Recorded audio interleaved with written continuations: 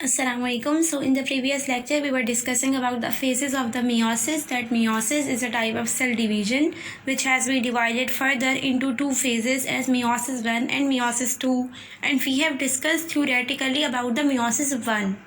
असल में मियोसिस एक ऐसा प्रोसेस होता है कि जिसके अंदर एक सेल, एक पेरेंट सेल जो कि डिप्लॉयड कंडीशन के अंदर है 2n है और वो यूकैरियोटिक सेल है, वो ऐसे डिवाइड होगा कि वो 4 हैप्लॉइड 1n डॉटर सेल्स बनाएगा। उसको हम ये कहेंगे कि ये असल में मियोसिस की डिवीज़न है कि या फिर ये डिवीज़न मियोसिस की वजह से हुई है। मियोसिस असल में सेक्सुअल रिप्रोडक्शन के अंदर काम करता है।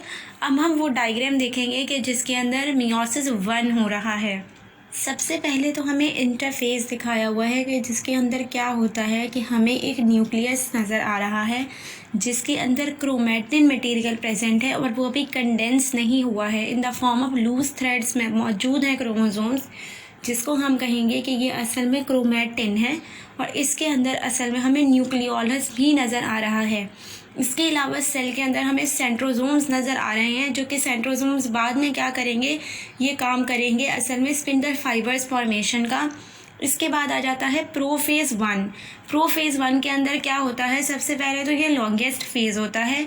इसके अंदर जो क्रोमैटिन मटेरियल होता है वो कंडेंस होकर क्रोमोसोम बना लेता है, मतलब एक ऐसी कंडीशन के अंदर आ जाता है कि वो आइडेंटिकल होते हैं एज क्रोमोसोम्स कंडेंस होने के बाद। इसके अलावा हमें डायग्राम नंबर 2 के अंदर ये नज़र आ रहा है कि जो हमारे पास सेंट्रोसोम्स थे वो भी क्या कर रहे हैं, वो असल में स्पिंडल फाइबर्स की फॉर्मेशन कर रहे हैं और वो स्पिंडल फाइबर्स दोनों पोल से एक दूसरे के करीब आ रहे हैं in the centre of the cell. अब ये जो हमें थर्ड डायग्राम नज़र आ रही है प्रोफेज़ 1 की, इसके अंदर क्या है कि जो हमारे पास 2 होमोलोगस क्रोमोसोम्स थे वो क्या कर रहे हैं, वो लाइन अप हो रहे हैं एक दूसरे के साथ ताकि वो पेयर्स बना सकें। और इस प्रोसेस को हम क्या कहते थे कि ये प्रोसेस असल में हमारे पास साइनेप्सिस है। इसके अलावा क्या होता है कि ये जो होमोलोगस क्रोमोसोम का एक पेयर है इसको हम अभी भी क्या कहते हैं, बाईवैलेंट कहते हैं। हर एक बाईवैलेंट के पास असल में क्या होता है, क्रोमैटिड्स होते हैं अभी भी, इसलिए हम इसको टेट्रेड कहते हैं। अब यहाँ पर इसके अलावा क्या होता है, इसके अलावा ये होता है कि चियास्मेटा फॉर्मेशन होती है। वो कैसे होती है कि तो जो नॉन सिस्टर क्रोमैटिड्स होते हैं होमोलोगस क्रोमोसोम्स के, वो क्या करते हैं, एक दूसरे के ऊपर लेंथ के किसी भी पॉइंट में अरेंज हो जाते हैं, एक दूसरे के साथ ज्वाइन कर लेते हैं एक दूसरे को सर्टेन लेंथ पॉइंट के ऊपर। उस पॉइंट ऑफ अटैचमेंट को हम असल में चियास्मेटा कहते हैं। तो ये जो प्रोफेज़ 1 की दूसरी डायग्राम है इसके अंदर चियास्मेटा फॉर्मेशन हो रही है होमोलोगस क्रोमोसोम्स के अंदर। इसके अलावा क्या हो रहा है, इसके अंदर क्रॉसिंग ओवर का प्रोसेस हो रहा है कि जिसके अंदर जो 2 नॉन सिस्टर क्रोमैटिड्स हैं होमोलोगस क्रोमोसोम्स के, वो अपना कुछ ना कुछ सेगमेंट जो होते हैं वो एक दूसरे से क्या कर लेते हैं, एक्सचेंज, जिसकी वजह से जेनेटिक इन्फॉर्मेशन के अंदर चेंज आता है। और इस प्रोसेस को हम कहते हैं कि जिसके अंदर वो चेंज कर रहे होते हैं कुछ सेगमेंट्स अपने 2 नॉन सिस्टर क्रोमैटिड्स से, उनको हम कहते हैं कि ये हमारे पास क्रॉसिंग ओवर का प्रोसेस है। इसके अलावा इसके अंदर क्या होता है, इसके अलावा ये होता है कि जो क्रोमोसोम्स होते हैं वो क्या होते हैं, फर्दर कंडेंस होते हैं। इसके अलावा जो न्यूक्लियोलाई है वो भी डिसअपियर हो जाता है, न्यूक्लियर एनवेलप ख़त्म हो जाता है। इसके अलावा जो सेंट्रियोल्स थे जो हमारे पास इंटरफेस के अंदर बन चुके हैं वो भी एक दूसरे की तरफ क्या करते हैं, स्पिंडल फाइबर्स फॉर्मेशन के ज़रिए से एक दूसरे की तरफ स्पिंडल फाइबर्स आना स्टार्ट हो जाते हैं। अब इसके बाद हमारे पास जो फेज़ आता है वो आता है मेटाफेज़ 1 का। इसके अंदर क्या है कि मेटाफेज़ प्लेट फॉर्मेशन होती है। कैसे कि जो सेंट्रोसोम से हमारे पास स्पिंडल फाइबर्स आ रहे थे वो क्या करेंगे, वो अटैच हो जाएंगे काइनेटोकोर से। किसके काइनेटोकोर से, क्रोमोसोम के काइनेटोकोर से। काइनेटोकोर क्या होता है, जो 2 नॉन सिस्टर क्रोमैटिड्स होते हैं एक क्रोमोसोम्स के अंदर, वो क्या करते हैं, वो एक दूसरे के साथ अटैच होते हैं एक पॉइंट के ऊपर। उसको हम कहते हैं कि ये हमारे पास सेंट्रोमेयर है। इस सेंट्रोमेयर के पास असल में एक प्रोटीन प्रेजेंट होता है जो कि काइनेटोकोर होता है। और इस प्रोटीन को हम क्या कहते हैं कि इस पर आकर जब स्पिंडल फाइबर्स अटैच होते हैं तो वो हमारे पास काइनेटोकोर स्पिंडल फाइबर्स होते हैं। मेटाफेज 1 के अंदर हमें साफ नज़र आ रहा है कि यहाँ पर जो हमारे पास स्पिंडल फाइबर्स बने थे अब वो अटैच हो चुके हैं क्रोमोसोम्स के पेयर से।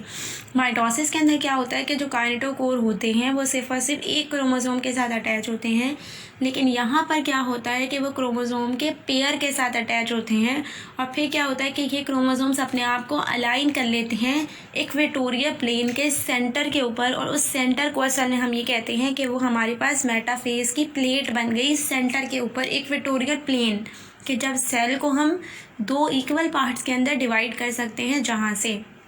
अब इसके बाद हमारे पास आ जाता है एनाफेज 1, और एनाफेज 1 के अंदर क्या होता है कि यहाँ पर जैसे डायग्राम के अंदर लिखा हुआ है कि chiasmata break and the chromosomes fold. यहाँ पर क्या होता है कि जो काइनेटोकोर स्पिंडल फाइबर्स थे जो आकर हमारे साथ अटैच हुए थे क्रोमोसोम के ऊपर, वो क्या करेंगे, छोटे होने लग जाएंगे, जिसकी वजह से फोर्स डेवलप होगी कि वो रिजल्ट करेगी कि क्रोमोसोम्स जो हैं वो एक दूसरे से अलग हो जाएं। जब वो क्रोमोसोम्स एक दूसरे से अलग हो रहे होंगे तो वो कैसे अलग होंगे, वो असल में चियाज़्मेटा ब्रेक हो जाएगा बीच से और ये क्रोमोसोम्स अलग अलग पोल्स की तरफ चले जाएंगे। इसके अलावा क्या लिखा हुआ है कि क्रोमोसोम्स पुल्ड, तो अभी हमने पढ़ा कि जो क्रोमोसोम हैं वो खींचेंगे because of the spindle fibres और वो पोल्स की तरफ चले जाएंगे। अब क्या होगा कि जब वो पोल्स की तरफ पहुंच जाएंगे तो क्या होगा कि अभी भी वो एक पेयर ऑफ सिस्टर क्रोमैटिड्स के अंदर ही होते हैं, क्योंकि यहाँ पर हमारे पास chromosomes in the form of pairs मौजूद थे। अब एनाफेज के अंदर वो पोल की तरफ जा रहे हैं। अब हमारे पास आ गया टीलोफेज। टीलोफेज 1 के अंदर क्या होता है कि क्रोमोसोम्स बिल्कुल पहुँच चुके हैं अपने पोल की तरफ, और ये जो क्रोमोसोम है वो क्या है, अभी भी जो नंबर ऑफ क्रोमोसोम्स हैं वो रिड्यूस हो चुके हैं हाफ के अंदर, क्योंकि वो चियाज़्मेटा बीट से ब्रेक डाउन हो चुका है। अब आगे क्या है कि इसके पास अभी भी 2 क्रोमैटिड्स मौजूद होते हैं। जो स्पिंडल नेटवर्क होता है वो बिल्कुल ख़त्म हो जाता है, जो न्यूक्लियर एनवेलप है वो दोबारा बन जाता है, और क्रोमोसोम्स दोबारा कैसे हो जाते हैं, दोबारा हमारे पास हो जाते हैं uncoiled in the form of the chromatin. Each daughter cell has haploid number of chromosomes लिखा हुआ है, तो इसके अंदर क्या होता है कि हर जो डॉटर सेल है उसके पास haploid number of chromosomes present होते हैं। हैप्लॉइड का क्या मतलब होता है कि 1n। पेरेंट सेल के पास अगर diploid number of chromosomes present थे, मतलब 2n प्रेजेंट था, तो अब डॉटर सेल के पास कितने क्रोमोसोम प्रेजेंट होंगे, 1n प्रेजेंट होगा। और यही एक ऐसा फेज होता है मियोसिस 1, असल में मियोसिस के अंदर, जो कि जेनेटिक वेरिएशंस करवाता है। जब हमारे पास टीलोफेज ख़त्म हो जाता है तो इस टीलोफेज 1 के एंड होने के बाद क्या होता है, साइटोकाइनेसिस होता है। साइटोकाइनेसिस का क्या मतलब होता है कि एक पेरेंट सेल जो है वो डिवाइड हो जाता है साइटोप्लाज्म में से, और फिर क्या होता है कि 2 अलग अलग सेल्स फॉर्म हो जाते हैं। इसके बाद आ जाता है इंटरकाइनेसिस। इंटरकाइनेसिस के अंदर क्या होता है कि जो भी हमारे पास हैप्लॉइड डॉटर सेल्स बने थे ये एक रेस्टिंग फेज के अंदर चले जाते हैं, जिसको हम इंटरकाइनेसिस कहते हैं या फिर इंटरफेज 2 कहते हैं। जब इंटरफेज 2 का सेल में ख़त्म होता है तो ये एक और डिवीजन स्टार्ट हो जाती है, जिसको हम कहते हैं कि ये मियोसिस 2 है। तो मियोसिस 2 के अंदर क्या होता है कि इंट्रोडक्शन के अंदर लिखा हुआ है पेज नंबर 1 के ऊपर, इसके अंदर इंट्रोडक्शन के अंदर क्या लिखा हुआ है कि it is the second part of the meiosis, कि ये मियोसिस का सेकेंड पार्ट होता है, क्योंकि फर्स्ट पार्ट जो होता है वो ख़त्म हो जाता है मियोसिस 1 के अंदर।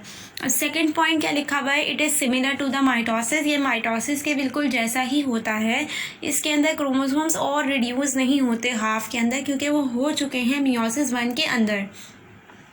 थर्ड पॉइंट क्या लिखा हुआ है, इट इज़ अगेन सब डिवाइडेड इनटू, ये दोबारा अगेन डिवाइड होता है किसके अंदर, प्रोफेज 2, मेटाफेज 2, एनाफेज 2 और टीलोफेज 2।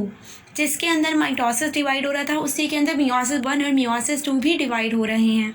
अब नीचे लिखा हुआ है कि prophase 2 takes much time less than as compare to prophase 1। ये जो प्रोफेज 2 होता है ये कम टाइम लेता है अगर हम प्रोफेज 1 से इसको कंपेयर करें तो। अब आगे लिखा हुआ है in prophase nucleoli and nuclear envelope disappears. इसके अंदर क्या होता है कि न्यूक्लियोलाई और जो न्यूक्लियर एनवेलप होता है वो ख़त्म हो जाता है, एंड द क्रोमैटिन कंडेंसेस, और क्रोमैटिन कंडेंस होता है। क्रोमैटिन असल में क्या होता है कि क्रोमोसोम्स बिल्कुल लूजली पैक्ड होते हैं, टाइटली कॉइल्ड नहीं होते हैं, उसको हम कहते हैं कि क्रोमैटिन। अब क्या होता है कि जब प्रोफेज स्टार्ट होता है तो ये जो क्रोमैटिन होता है ये क्या होता है, कंडेंस होने लग जाता है टू फॉर्म द क्रोमोसोम्स। अब ये क्या कह रहे हैं आगे कि centrioles move to the polar regions and make the spindle fibres. जो हमारे पास सेंट्रियोल्स हैं वो क्या करते हैं, पोलर रीजन्स मतलब पोल्स की तरफ चले जाते हैं और ये बनाने लग जाते हैं स्पिंडल फाइबर्स। इसके बाद आ जाता है, जब इतना फेज़ कंप्लीट हो जाएगा तो इसके बाद हो जाएगा मेटाफेज़ 2 स्टार्ट। मेटाफेज़ 2 के अंदर क्या होता है कि in metaphase 2 the chromosomes attach with the kinetochore of the spindle fibres. ये जो क्रोमोसोम्स हैं ये किससे अटैच होंगे, ये काइनेटोकोर स्पिंडल फाइबर्स से अटैच होंगे। वो स्पिंडल फाइबर्स जो काइनेटोकोर से अटैच होते हैं उसको हम काइनेटोकोर स्पिंडल फाइबर्स कहते हैं। दो सिस्टर क्रोमैटिड्स एक दूसरे से अटैच होते हैं by the help of the centromere, और इस सेंट्रोमेयर के पास काइनेटोकोर प्रोटीन भी प्रेजेंट होता है। वहाँ पर आकर जब कोई भी स्पिंडल फाइबर्स अटैच करेंगे तो हम उनको कहेंगे कि वो काइनेटोकोर स्पिंडल फाइबर्स हैं। आगे लिखा हुआ है and align at the equator of the cells, और ये बिल्कुल सेल्स के बीच में आ जाएंगे, मतलब इक्वेटर के ऊपर जहाँ से सेल इक्वली डिवाइड हो सकता है दो पार्ट के अंदर। अब आगे आ जाता है एनाफेज़ 2। अब एनाफेज़ 2 के अंदर क्या होता है कि इन एनाफेज़ 2 द सेंट्रोमेयर्स आर क्लीव्ड। जो सेंट्रोमेयर्स होते हैं वो क्या होते हैं, अपने पार्ट्स के अंदर ब्रेक डाउन हो जाते हैं। सेंट्रोमेयर से जो क्रोमैटिड्स होते हैं वो अलग हो जाते हैं एक दूसरे से। The chromatids are pulled apart, ये एक दूसरे से अलग अलग हो जाते हैं, खिंच जाते हैं। The sister chromatids are now called the sister chromosomes. जो पहले सिस्टर क्रोमैटिड्स थे अब हम उन्हें सिस्टर क्रोमोसोम्स का नाम देते हैं। They are pulled towards the opposite poles, ये पुल्ड हो जाते हैं, खिंच जाते हैं अपोजिट पोल्स की तरफ। आ जाता है पेज नंबर 2, और पेज नंबर 2 के ऊपर लिखा हुआ है टीलोफेज़ 2। तो the telophase 2 is marked with the uncoiling of the chromosomes into the chromatin. ये जो टीलोफेज़ होता है ये बिल्कुल अपोजिट होता है प्रोफेज़ के। इसके अंदर क्या होता है कि ये जो क्रोमोसोम्स होते हैं ये दोबारा अनकॉइल हो जाते हैं क्रोमैटिन के अंदर, और जो न्यूक्लियर एनवेलप होता है वो दोबारा फॉर्म हो जाता है। अब यहाँ तक क्या होता है कि एक न्यूक्लियस जो है वो डिवाइड हो जाता है, मतलब जो कैरियोकाइनेसिस है वो कंप्लीट हो जाता है। इसके बाद आता है cytokinesis. The division of the cytoplasm is called the cytokinesis. एक ऐसा प्रोसेस कि जिसके अंदर साइटोप्लाज्म इक्वली डिवाइड होता है, उस प्रोसेस को हम कहते हैं कि ये साइटोकाइनेसिस है। In animal cells the cleavage occurs, the pinching of the cell membrane occurs. Animal cell के अंदर क्या होता है, सबसे पहले तो क्लीवेज होता है जिसके अंदर पिंचिंग हो जाती है सेल मेम्ब्रेन की, और फिर क्या होता है कि एक साइटोप्लाज्म अलग अलग डिवाइड हो जाता है। अब आगे लिखा हुआ है कि in plant cells cell wall formation occurs. Plant cells के अंदर क्या होता है कि सेल वॉल फॉर्मेशन होती है। Eventually a production of total 4 daughter cells. अब आखिर में क्या होता है कि टोटल 4 डॉटर सेल्स हमारे पास बनते हैं, each with the haploid cell of chromosomes. हर किसी के पास haploid cells of chromosomes present होते हैं। हैप्लॉइड का क्या मतलब होता है कि वो क्रोमोसोम्स जो कि पेरेंट सेल के अंदर मौजूद थे अब वो रिड्यूस हो गए हाफ के अंदर, उनको हम कहेंगे कि हमारे पास जो है वो हैप्लॉइड सेल है क्रोमोसोम्स के। अब अगर हम डायग्राम देखें किसकी, मियोसिस 2 की, तो हमारे पास मियोसिस 1 के एंड में हमारे पास 2 नंबर ऑफ सेल्स बने थे। वो दोनों सेल्स किसके अंदर जाएंगे, मियोसिस 2 के अंदर जाएंगे। तो इसके अंदर क्या होता है कि सबसे पहले तो प्रोफेज़ 2 के अंदर क्या हो रहा है, यहाँ पर जो सेल है सबसे पहले क्या होगा कि ये अपने आप को कंडेंस करेंगे क्रोमैटिन, और यहाँ पर क्या होगा, न्यूक्लियर एनवेलप डिसअपियर हो जाएगा। इसके अलावा जो सेंट्रियोल्स थे वो कहाँ चले जाएंगे, अपोजिट पोल्स की तरफ जाएंगे, और अपोजिट पोल्स पर जाने के बाद क्या होगा कि वहाँ से ये स्पिंडल फाइबर्स बनाना स्टार्ट हो जाएंगे। और ये जो टाइम होता है ये प्रोफेज़ 2 का एज़ कम्पेयर टू प्रोफेज़ 1 जो होता है वो कम होता है। तो सारे प्रोसेस क्या हुए प्रोफेज़ 2 के अंदर, दोनों सेल्स के अंदर होंगे अलग अलग, क्योंकि हमारे पास 2 सेल्स फॉर्म हुए थे as a result of the meiosis 1। तो क्या होगा, सबसे पहले प्रोफेज़ 2 के अंदर न्यूक्लियर एनवेलप है वो ख़त्म हो जाएगा, इसके अलावा न्यूक्लियोलाई ख़त्म हो जाएगा। इसके अलावा जो क्रोमैटिन था जो अनकॉइल्ड फॉर्म के अंदर हमारे पास प्रेजेंट था वो थ्रेड की फॉर्म में था। अब वो क्या करेगा, कंडेंस करेगा ताकि वो एक आइडेंटिफाइड स्ट्रक्चर को बना सके जिनको हम कहेंगे क्रोमोसोम्स। इसके अलावा क्या होगा कि सेंट्रियोल्स जो हमारे पास इंटरफेस के अंदर बन चुके थे वो क्या करेंगे, वो पोल्स की तरफ जाएंगे और वहाँ से वो स्पिंडल फाइबर फॉर्मेशन को स्टार्ट कर देंगे। अब इसके बाद क्या होगा, इसके बाद मेटाफेज़ 2 के अंदर क्या होगा कि जो हमारे पास क्रोमोसोम्स थे वो अटैच हो जाएंगे काइनेटोकोर स्पिंडल फाइबर से। काइनेटोकोर स्पिंडल फाइबर्स हम किसको कहते हैं? हम उनको कहते हैं कि हमारे पास जो सिस्टर क्रोमैटिड्स होते हैं वो एक दूसरे से अटैच होते हैं by the help of the centromere. और इसके अंदर क्या होता है कि सेंट्रोमेयर के पास ही एक प्रोटीन प्रेजेंट होता है जिसको हम कहते हैं काइनेटोकोर प्रोटीन। और यहाँ पर आकर अगर स्पिंडल फाइबर्स अटैच होंगे तो हम उनको कहेंगे काइनेटोकोर स्पिंडल फाइबर्स। और वो स्पिंडल फाइबर्स जो काइनेटोकोर से अटैच नहीं होंगे हम उनको कहेंगे नॉन काइनेटोकोर स्पिंडल फाइबर्स। अब मेटाफेज 2 के अंदर क्या हुआ कि यहाँ पर आकर अटैच हो गए काइनेटोकोर स्पिंडल फाइबर्स क्रोमोसोम्स से, दोनों सेल्स के अंदर अटैच हो जाएंगे और वो जो क्रोमोसोम्स है ये अपने आप को अरेंज कर लेंगे at the equator of the cell. Equator किसको कहते हैं? इक्वेटर कहते हैं कि जहाँ से सेल्स अपने इक्वल पार्ट्स के अंदर डिवाइड हो सकता है। इक्वेटर का मतलब क्या होता है? इक्वेटर का मतलब ये होता है कि एक ऐसा प्लेस कि जहाँ से हम सेल को इक्वल पार्ट्स के अंदर डिवाइड कर सकें उसको हम कहेंगे इक्वेटर। और यहाँ पर जो क्रोमोसोम्स होते हैं वो अटैच हो जाते हैं मेटाफेज के अंदर और यहाँ पर वो मेटाफेज प्लेट बना लेते हैं। इसके बाद आ जाता है हमारे पास एनाफेज 2। एनाफेज 2 के अंदर क्या होता है? जो हमारे पास सेंट्रोमेयर्स प्रेजेंट थे अब वो क्लीव्ड हो जाते हैं। कैसे? क्योंकि हमारे पास जो स्पिंडल फाइबर्स आ रहे थे वो क्या करते हैं? इन क्रोमोसोम्स को अपने पोल्स की तरफ खींचने की कोशिश करते हैं। तो सेंट्रोमियर एक ऐसा पार्ट होता है कि जहाँ से सिस्टर क्रोमैटिड्स एक दूसरे के साथ अटैच होते हैं।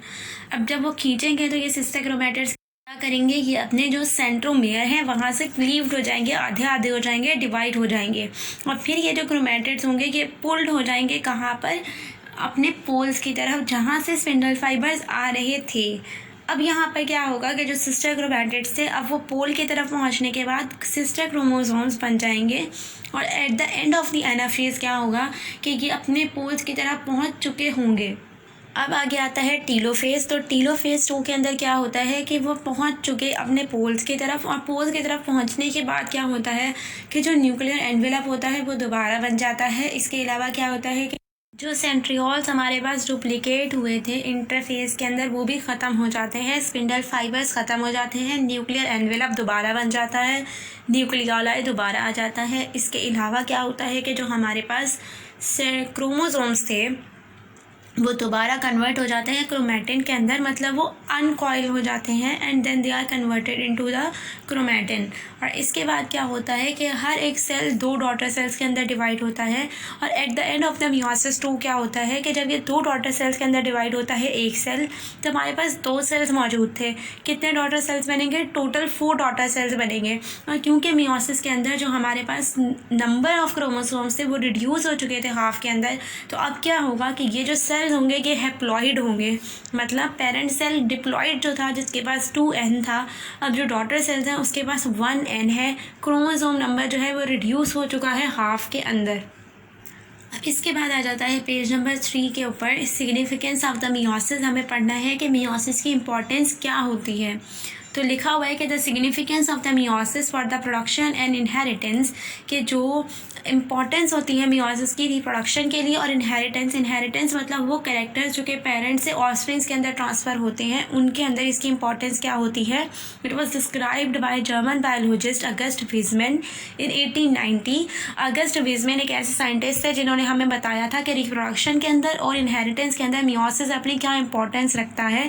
ही pointed out that meiosis was necessary not to maintain the number of chromosomes in the next generation only, कि meiosis ना सिर्फ इम्पॉर्टेंट है ताकि ये मेंटेन कर सके नंबर ऑफ क्रोमोसोम्स को नेक्स्ट जनरेशन के अंदर, ना सिर्फ बल्कि also produce variations in the next generation, मतलब ये क्या करेगा? वेरिएशंस भी प्रोड्यूस करेगा, मतलब डिफरेंट भी हो सकती हैं नेक्स्ट जनरेशन अपनी पुरानी जनरेशन से, कुछ करेक्टर्स डिफरेंट हो सकते हैं। क्योंकि रिप्रोडक्शन के अंदर क्या होता है कि हाफ नंबर ऑफ क्रोमोसोम्स जो हैं वो मेल पेरेंट से आते हैं और हाफ नंबर ऑफ क्रोमोसोम्स जो हैं वो फीमेल पेरेंट से आते हैं, तो जिसकी वजह से क्या हो सकती है? वेरिएशन हो सकती है। और चूँकि मियोसिस के अंदर क्या होता है? मियोसिस के अंदर क्रॉसिंग ओवर भी होता है जिसकी वजह से जो है वो इनहेरिटेंस के अंदर वेरिएशंस हो सकती हैं। अब आगे लिखा हुआ है variation. The genetic variation is the difference in DNA among the individuals. Genetic variation को हम क्या कहते हैं कि DNA के अंदर डिफरेंस आता है इंडिविजुअल्स के अंदर। मतलब हम जब कर रहे थे मियोसिस 1 के अंदर प्रोफेज के फेज़ के अंदर थे, तो उसमें क्या हो रहा था कि क्रोमोसोम्स आपस में क्या एक्सचेंज कर रहे थे, कुछ सेगमेंट्स एक्सचेंज कर रहे थे, जिसकी वजह से जेनेटिक इन्फॉर्मेशन, जेनेटिक कोडिंग के अंदर चेंजिंग आती है। उसकी वजह से क्या होगा कि ये वेरिएशन प्रोड्यूस होगी। आगे लिखा हुआ है maintenance of the chromosomes in the next generation. Number 1 point के अंदर लिखा हुआ meiosis is essential for the sexual reproduction. Sexual reproduction के लिए मियोसिस ही एसेंशियल ज़रूरी होती है, क्योंकि सेक्स क्रोमोसोम्स बनते ही मियोसिस से हैं। अब आगे लिखा हुआ है कि in humans the diploid gamete mother cells और germ line cells undergo the meiosis to form the haploid gametes. जो मदर सेल्स होते हैं ये क्या होते हैं, ये मियोसिस के अंदर जाते हैं ताकि ये हैप्लॉइड गैमेट्स बना सकें। अब क्या होता है, वो मेल फीमेल के अंदर दोनों के अंदर होगा ये मियोसिस, ताकि क्या हो, हैप्लॉइड गैमेट्स बने। इसके बाद क्या होता है, male and female units unite to form the diploid zygote. क्योंकि वो हैप्लॉइड थे, मतलब 1n था। अब मेल और फीमेल यूनिट्स कंबाइन होते हैं ताकि वो डिप्लॉयड बना सकें जाइगोट, मतलब 1n से अब हो जाएंगे 2n, which undergoes the repeated mitosis. जिसकी वजह से क्या होता है, जब वो जाइगोट बना लेते हैं और वो डिप्लॉयड होता है, इसके बाद वो रिपीटेड माइटोसिस, मतलब बार बार माइटोसिस के अंदर जाते हैं and develops into new diploid human. और माइटोसिस के अंदर बार बार जाने के बाद क्या होता है कि वो एक नया डिप्लॉयड ह्यूमन बना लेते हैं। अब आगे लिखा हुआ है 4th पॉइंट के अंदर, many haploid fungi and protozoans produce haploid gametes through the mitosis. बहुत सारे जो हैप्लॉइड फंजाई होते हैं और प्रोटोजोआन्स होते हैं वो हैप्लॉइड गैमेट्स बनाते हैं माइटोसिस के ज़रिए से। Plants show the alternations of generation. Plants के पूरे लाइफ साइकिल के अंदर 2 जनरेशन्स होती हैं, वो स्पोरोफाइट भी हो सकती हैं और वो गैमेटोफाइट जनरेशन भी हो सकती है। अब आगे पेज नंबर 4 के ऊपर क्या लिखा हुआ है कि sporophyte generation, the sporophyte generation the diploid cells undergo the meiosis. Sporophyte generation के अंदर जो डिप्लॉयड सेल्स होते हैं वो मियोसिस के अंदर जाते हैं to form the haploid spores, ताकि वो बना सकें haploid spores which grow into the haploid gametophyte generation, जो कि किसके अंदर चले जाते हैं, बाद में गैमेटोफाइट जनरेशन के अंदर जाते हैं और वो भी क्या होते हैं, हैप्लॉयड होते हैं। लेकिन वो बनते किससे हैं, डिप्लॉयड सेल से बनते हैं। जब डिप्लॉयड सेल्स मियोसिस के अंदर जाएंगे तो वो हैप्लॉयड स्पोर्स बनाएंगे और ये हैप्लॉयड स्पोर्स बाद में हैप्लॉयड गैमेटोफाइट जनरेशन बनाते हैं। इसके बाद लिखा हुआ है गैमेटोफाइट जनरेशन, तो the gametophyte generation produces the haploid gametes. जो गैमेटोफाइट की जनरेशन होती है वो प्रोड्यूस करती है haploid gametes through the mitosis. कैसे, माइटोसिस की वजह से द गैमेट्स कंबाइन। ये गैमेट्स जो होते हैं ये कंबाइन होते हैं क्योंकि वो हैप्लॉइड हैं, 1n है। जब 2 गैमेट्स आपस में मिलेंगे तो वो डिप्लॉयड जाइगोट बनाते हैं। अब क्या होगा कि zygote undergo the repeated mitosis. ये जो जाइगोट है ये बाद में रिपीटेड माइटोसिस के प्रोसेस के अंदर जाता है टू बिकम डिप्लॉयड स्पोरोफाइट, ताकि ये क्या बना सके, डिप्लॉयड स्पोरोफाइट बना सके। और इसके तरीके से क्या होता है, ये ऑल्टरनेशन ऑफ जनरेशन होती है पूरी प्लांट साइकिल के अंदर। इसके बाद आ जाता है number 2 point, which is the production of variations in the next generation. के वेरिएशन मतलब जो डिफरेंस आता है पेरेंट्स से ऑफस्प्रिंग के कैरेक्टर्स के अंदर, वो कैसे आता है या उसकी पैदा होने की वजह क्या है। The chromosome pair of each parent undergo the crossing over. जो क्रोमोसोम का पेयर होता है दोनों पेरेंट का, वो क्या होता है, क्रॉसिंग ओवर के अंदर जाता है मियोसिस के अंदर। The daughter cells i.e. Gametes have genetic variations. जो डॉटर सेल्स जिसकी वजह से बनते हैं उसके अंदर जेनेटिक वेरिएशन होती है, क्योंकि क्रोमोसोम्स क्या होते हैं, क्रॉसिंग ओवर के अंदर अपने कुछ सेगमेंट्स जो है वो एक दूसरे से क्या करते हैं, इंटरचेंज कर लेते हैं, एक्सचेंज कर लेते हैं। अब नंबर 3 पॉइंट के अंदर लिखा हुआ है when gametes fuse to form the zygote.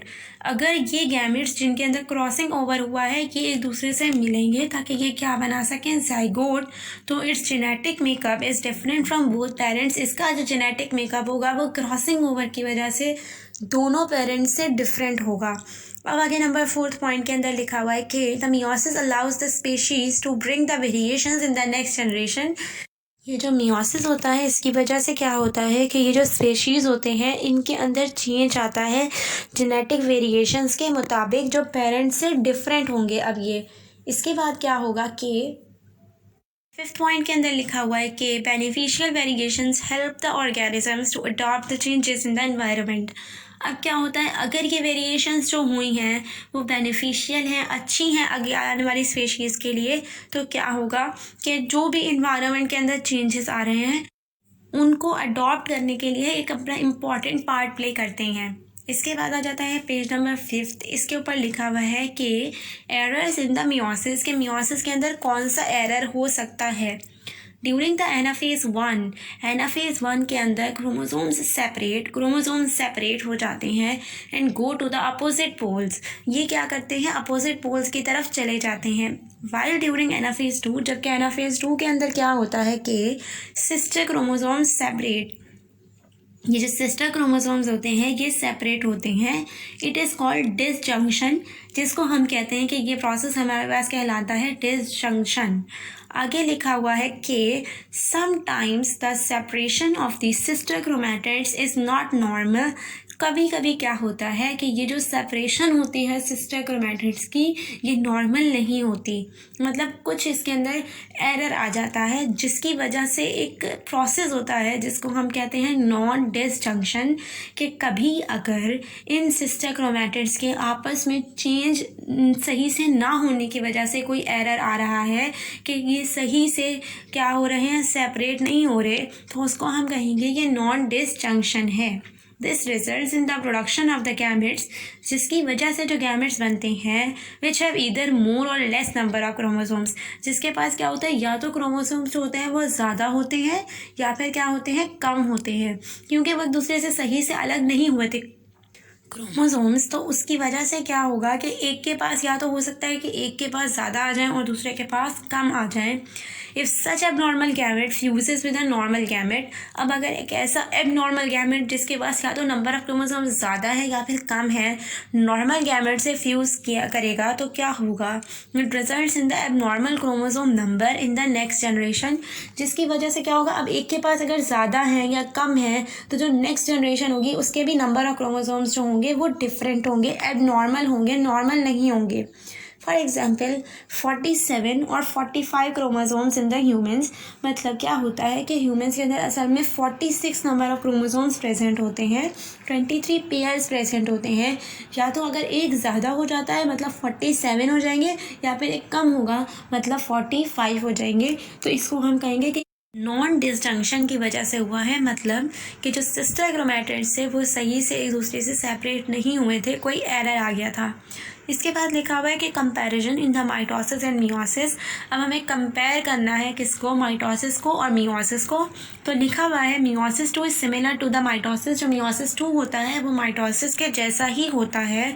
While the meiosis 1 makes the actual difference, असल में जो वेरिएशन होती है वो मियोसिस 1 की वजह से होती है between the 2 cell divisions. 2 cell divisions के अंदर जो सिर्फ और सिर्फ डिफरेंस है माइटोसिस और मियोसिस के अंदर, वो सिर्फ और सिर्फ मियोसिस 1 का है। मियोसिस 2 असल में माइटोसिस जैसा ही होता है।